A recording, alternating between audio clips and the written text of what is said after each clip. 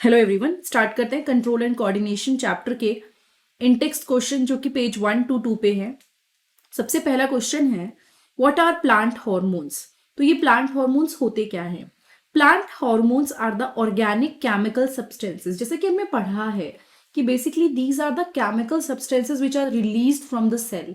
तो ये वो ऑर्गेनिक केमिकल सब्सटेंसेस होते हैं जिनको प्लांट प्रोड्यूस करता है और वो बहुत सारी चीजों में हेल्प करता है, जैसे कि ग्रोथ को कंट्रोल करने में, फ्लावरिंग करने में, और अगर कोई मूवमेंट करनी है जिसमें ग्रोथ ना इन्वॉल्व हो, ऐसी मूवमेंट में, height, development of plants, and इन सब चीजों में जो चीज रिस्पॉन्सिबल होती है, these are by the what we say plant hormone.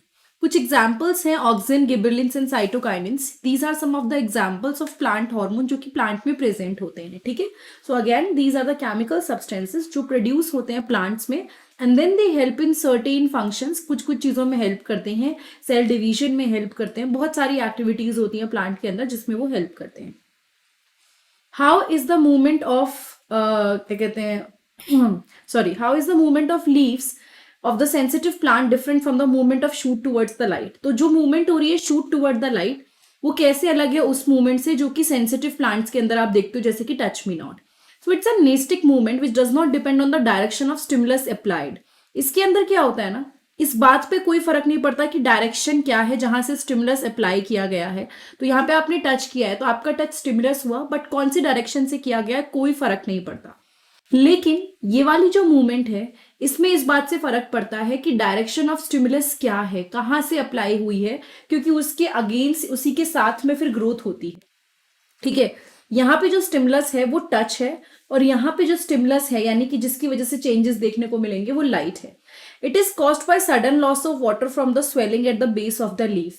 यानी कि पानी का लॉस होना, और मोस्टली यहाँ पे क्या होता है ना, आपका पानी के लॉस की वजह से स्वेलिंग आती है और वो चेंज होते हैं, ये उसकी वजह से होता है। लेकिन this particular movement it is by the unequal growth on the two sides of the shoot. मैंने बताया था ना, यहाँ पे सपोज आपका ऑक्सिन है वो ज्यादा बनता है, जैसे सपोज यहाँ पे ऑक्सिन बना तो यहाँ ज्यादा ग्रोथ होगी, और लाइट से दूर वाली साइड पे बनता है तो जिसकी वजह से ये ऐसे मुड़ जाता है। ठीक है, ये आपका हो गया growth of the two sides of the shoot. और ये ग्रोथ मूवमेंट नहीं है बल्कि ये ग्रोथ मूवमेंट है। मतलब ये इस वजह से हो रही है मूवमेंट क्योंकि यहाँ पे ग्रोथ इन्वॉल्व है, बट यहाँ पे नो ग्रोथ इन्वॉल्व, यहाँ पे ग्रोथ इन्वॉल्व नहीं है।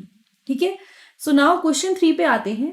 Give an example of plant hormone that promote growth. तो जो प्लांट हार्मोन है जो मेन जो ग्रोथ प्रमोट कर रहा है, दैट इज ऑक्सिन हेयर, इसकी वजह से ग्रोथ देखने को मिलती है।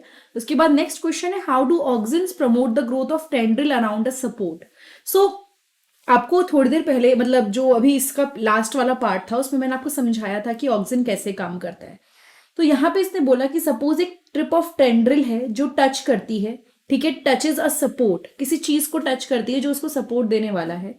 तो जो ऑक्सिन प्रेजेंट होता है टिप में, वो दूसरी साइड में चला जाता है जहां पे सपोर्ट मिल रहा है। सपोज अगर मैं बात करूं, मैं टेंड्रिल को थोड़ा सा जूम व्यू में दिखा देती हूँ।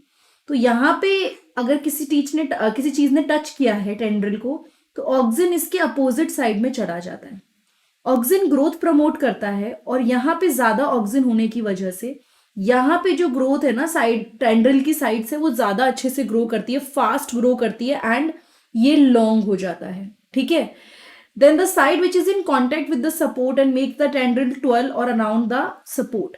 तो ये जो साइड है which is in contact with the support, basically अगर मैं बात करूं, इधर ऑक्सिन आया, ये वाली साइड ज्यादा अच्छे से ग्रो करेगी। ये वाली जो साइड है जो सपोर्ट के कांटेक्ट में है, इसकी वजह से क्या होता है ना, ये जो भी ऑब्जेक्ट है, जो कांटेक्ट में आप ऑब्जेक्ट, जो भी चीज है उसके आसपास वो ऐसे ट्वर्ल हो जाती है। तो this is because of the location of auxin, जिसकी वजह से आपको ये डिफरेंस देखने को मिलता है। ठीक है, design an experiment to demonstrate hydrotropism, यानी पानी की तरफ अगर कोई मूवमेंट हो रही है उसको समझाने के लिए आप एक एक्सपेरिमेंट शो कीजिए। तो मैं आपको ना पहले तो ये पढ़ने से पहले ना आपको पहले समझाना चाहती हूँ कि हो क्या रहा है यहाँ पे। ठीक है, यहाँ पे मैंने एक ग्लास जार टाइप का ले लिया, और यहाँ पे भी एक और ग्लास जार टाइप का ले लिया। ठीक है, थोड़ा सा रफ डायग्राम होगा बट समझ में आ जाएगा। इसको ए, इसको बी बोल देते हैं। ठीक है, यहाँ पे मैंने एक प्लांट ग्रो किया, ये, और यहाँ पे भी मैंने एक प्लांट ग्रो किया।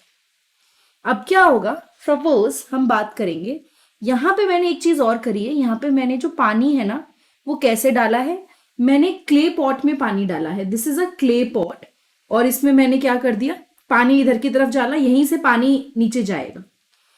अब क्या होगा, इस वाले केस में नॉर्मली पानी मैंने हर जगह पे जा रहा है पानी, तो यहाँ पे नॉर्मल ग्रोथ होगी रूट की, ठीक है, जो रूट होगी वो एकदम स्ट्रेट नीचे की तरफ ऐसे मूव करेगी थोड़ा सा, लेकिन यहाँ पे जो रूट होगी ना वो इधर की तरफ ग्रो करेगी।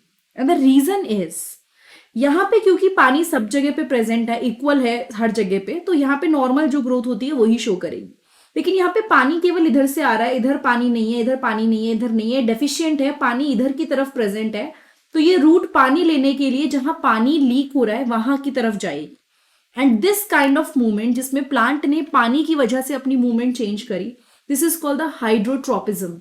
ठीक है, तो ये पूरा जो ऊपर एक्सप्लेनेशन है ना, इसमें मैंने आपको यही समझाया है किस तरह से 2 ग्लास जार लिए हैं, उसके बाद उसके अंदर हमने सॉइल भरी है, उसके बाद उसके अंदर सीडलिंग डाले हैं, क्या क्या डिफरेंस देखने को मिला है, वो सारी चीजें आपको इसमें मैंने समझाई हैं। ठीक है, तो आपको दोबारा समझा देती हूँ एक बार शॉर्ट में। यहाँ पे बिकॉज हर जगह इक्वल पानी डाला था तो यहाँ नॉर्मल ग्रोथ हो रही थी, लेकिन यहाँ पे मैंने केवल इस क्ले पॉट में पानी भरा, तो इसकी वजह से क्या हुआ, केवल पानी यही रिलीज हो रहा था, और फाइनली जो रूट है वो केवल इधर की तरफ मूव करी। And this kind of this experiment is demonstrating hydrotropism. So I think we are done with this particular in text question, जो कि पेज 1 to 2 के हैं। इसके बाद आपको अगर और क्वेश्चंस देखने हैं, 10th के क्वेश्चन आंसर्स की प्लेलिस्ट है मेरे चैनल पे, वो चेक कीजिएगा। 10th science, chemistry, physics, biology and most importantly SST की भी बहुत सारी प्लेलिस्ट है जिनको आप चेक कर सकते हैं, जिसमें आपको क्वेश्चन आंसर्स और इंपॉर्टेंट चीजें मिल जाएंगी जो भी एग्जाम के पॉइंट ऑफ व्यू से इंपॉर्टेंट है। Thank you so much, have a nice day, I will see you next time in the next video.